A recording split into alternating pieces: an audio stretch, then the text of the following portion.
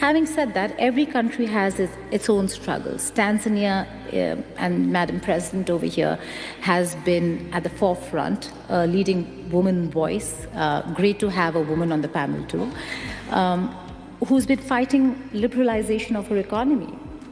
How has that gone, and how is that moving ahead?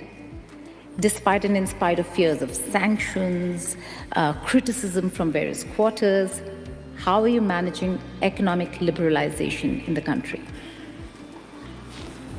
Asante sana. Labda niseme kwamba Tanzania ni nchi ambayo ina mambo mengi na uchumi wetu uko diversified. Hatutegemei zao moja au one commodity. Uchumi wa Tanzania unategemea kilimo, unategemea madini, unategemea utalii, unategemea mambo mengi, sekta nyingi, manufacturing tuko huko pia. So sekta zote hizi zinakuwa kwa pamoja at a varying degrees, lakini zinakuwa kwa pamoja.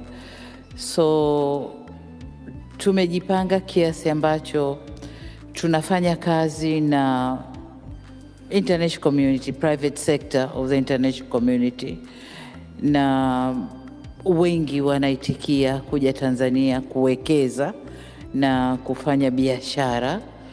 Na since 2021 to date tumevuta miradi mingi sana, tumevuta FDI nyingi sana, na hichi ndicho kinachofanya Tanzania iwe stable kwenye uchumi wake. Lakini jingine ni kwamba Tanzania iko located kama ni center, epicenter ya corridor ya uchumi ya East, Southern, maybe Central Africa, na Port of Dar es Salaam ndio ina serve nchi nyingine hizo.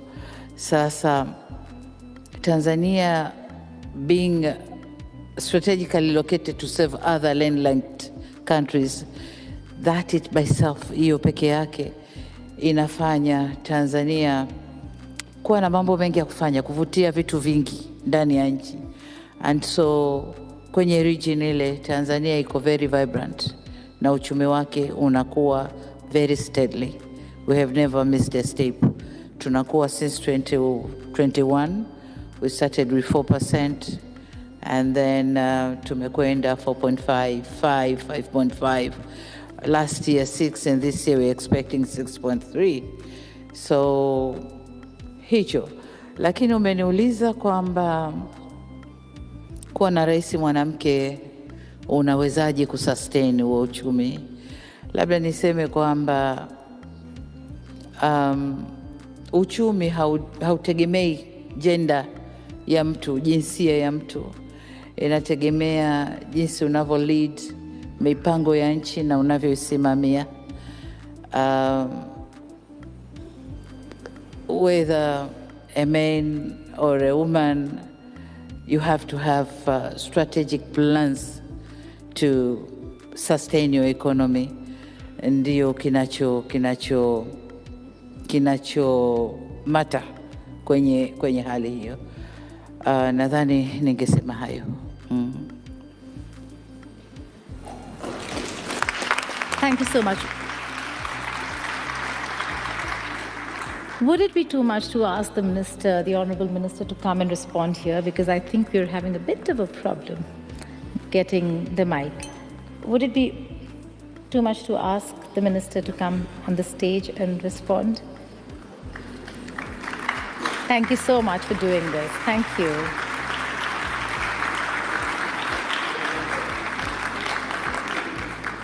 Oh, the mic has come, sir. The mic has come.